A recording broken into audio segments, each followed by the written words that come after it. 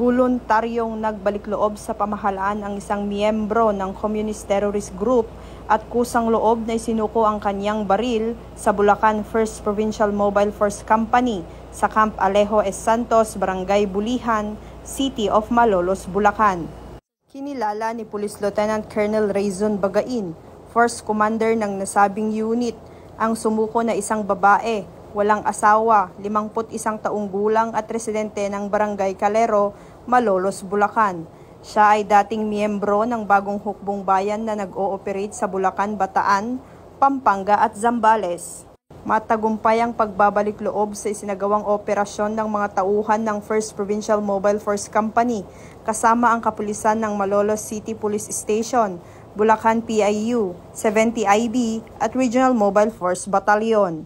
Samantala, kasabay ng pagbabalik loob nito ay sinuko din niya ang isang caliber 38 na walang serial number na may 3 live ammunition.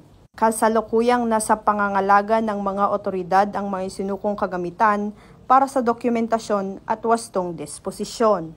Sa ilalim ng programa ni Pangulong Marcos na naglalayong sugpuin ang insurhensya, ang pambansang pulisya sa pamumuno ni Police General Francisco Marbil, Chief PNP ay patuloy na hinihikayat ang mga natitira pang miyembro at taga-suporta ng Communist Terrorist Group na magbalik loob sa pamahalaan at samantalahin ang programa nitong ECLIP o Enhanced Comprehensive Local Integration Program na magkaisa tungo sa isang bagong Pilipinas.